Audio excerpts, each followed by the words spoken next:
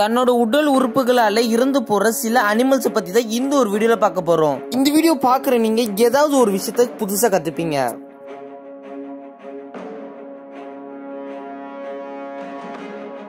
நம்ம முதல்ல பார்க்கும்போது ஷாக்கிங் ஹில். இதோட உடம்புல எல்லாம் பாத்தீங்கன்னா குட்டி குட்டி பேட்டரி செல்ல எலக்ட்ரோலைட்ஸ் அப்படின்ற ஒரு பவரால கவர் ஆயிருக்கும். இதோட உடம்புல இருந்து 800 வால்ட் வெளியில வரும். நம்ம வீட்டோட கரண்டே பாத்தீங்கன்னா 230 வால்ட் தான். அப்ப நீங்களே பாத்துக்கோங்க எவ்வளவு கரண்ட் இதுல இருந்து வெளியில வரும்னு. இதோட கரண்ட் இது வெளியில அனுப்புறப்ப மத்த அனிமல்ஸ்க்கு தான் தொந்தரவா இருக்கும்.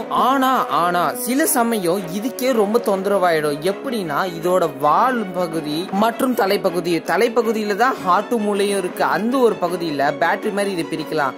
அதோட மண்டியில பிளஸ் ஆகும், வாலோட பகுதியில மைனஸ் ஆகும் இருக்கும். இது ரெண்டும் ஒரே நேரத்துல மேட்ச் பண்றப்ப இதோட கரண்ட் செம ஷாக் ஆகி இதே இறந்து போறதுக்கு சம வாய்ப்பு இருக்கு. அதனால எலக்ட்ரிக்கல் அடிக்கடி சில நேரத்துல கரையில இந்த குளத்துல எல்லாம் ஒதுங்கி கிடக்கும். தப்பி தவறி கூட இது எங்கேயுமே தொற்றாதீங்க.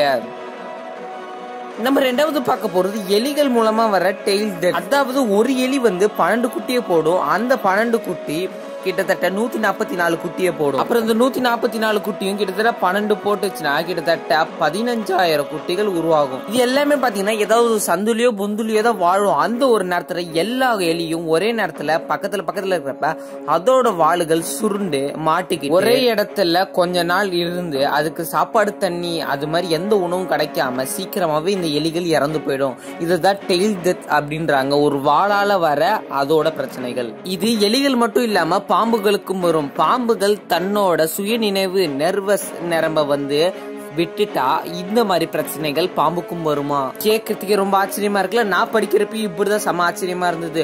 பாம்புகளோட நரம்புகள் சுய நினைவை இருக்கிறப்ப இது மாதிரி பிரச்சனைகள் வருமா? இதே மாதிரி ஸ்பேஸ் ரிசர்ச்ல பாம்பை இப்படி பண்ணிருக்காங்க.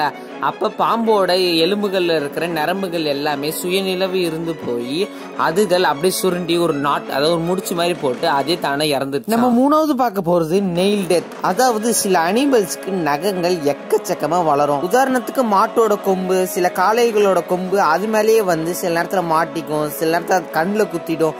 அதே மாதிரி இந்த கழுதை அந்த குதிரைக்கெல்லாம் எப்படி நம்ம நகம் வெட்டுறோமோ அதே மாதிரி அதுகளோட நகமும் யாராவது வெட்டி விடணும்.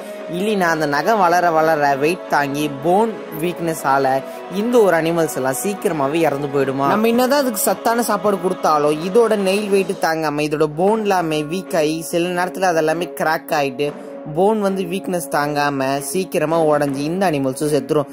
இதே மாதிரி தாங்க இதுவும் பச்சோந்தி பாத்தீங்கன்னா அதுவும் கலர் மாறிக்கிட்டே இருக்கிற ஒண்ணுதான்.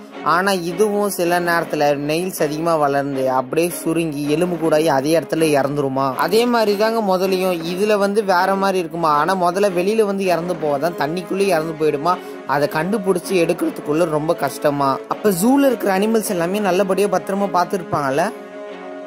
நம்ம நாலாவதா பார்க்க போறது ரெட் பக். இந்த ஒரு ரெட் பக் பாத்தீங்கன்னா சைனால அதிகமா இருக்கும். இதோட மேல் தோல் பாத்தீங்கன்னா நல்லா கரெக்டையா உருட்டையா இருக்கும். உள்ளு பாத்தீங்கன்னா ரொம்ப சாஃப்டா இருக்கும். இது பாத்தீங்கன்னா எந்த மனிதர்களுக்கும் மற்றும் விலங்குகளுக்கும் எந்த ஒரு பாதிப்பையுமே தராதான்.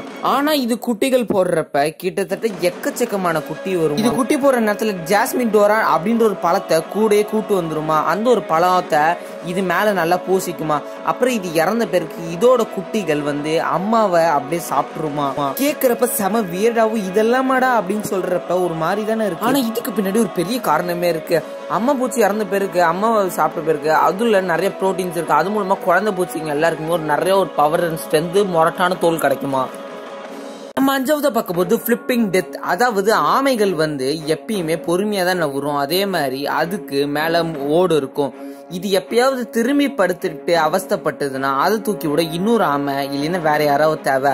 அப்படி யாருமே இல்லைன்னு வச்சுக்கோங்களேன். இந்த ஒரு ஆமை கிட்டத்தட்ட 4ல இருந்து 5 நாள்ல எந்த தண்ணி சாப்பாடு உணவு எதுவுமே கிடைக்காம இறந்துருமா. நம்ம ஆறாவதா பார்க்க போறது வேல்ஸ் டெத். அதாவது வேல்ஸுங்க எல்லாமே ஒரு இடத்துல கரை ஒதுங்கி இருந்தது. போய் பார்த்தா எல்லா வேலுமே இறந்து போய் கிடக்குது. இதுக்கு யாருடா காரணம் அப்படின்னு கேட்டீங்கன்னா இதுக்கான காரணம் மனிதர்கள் தான். இது மட்டும் இல்லாம ஒரு வேலோட சத்தம் எவ்வளவு இருக்கும் தெரியுமா? கிட்டத்தட்ட 174 dB. ஒரு ஜெட்டோட சவுண்டே பாத்தீங்கன்னா கிட்டத்தட்ட 140 dB தான். ஆனா ஒரு வேலோட சவுண்ட் பாத்தீங்கன்னா கிட்டத்தட்ட 174. அவ்வளவு சத்தத்தை கத்தி தான் ஒரு சிக்னலா அது வெளியிடுமாங்க.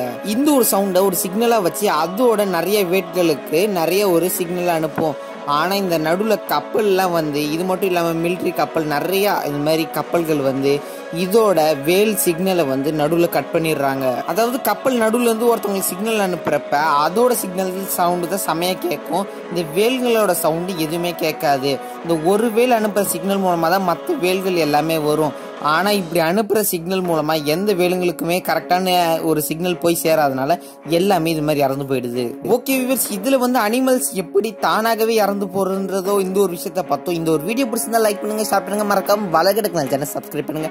அடுத்து என்ன வீடியோ போலான்றது கமெண்ட்ல சொல்லுங்க. இன்னொரு சூப்பரான வீடியோ பார்க்கலாம். Tata bye bye, see you.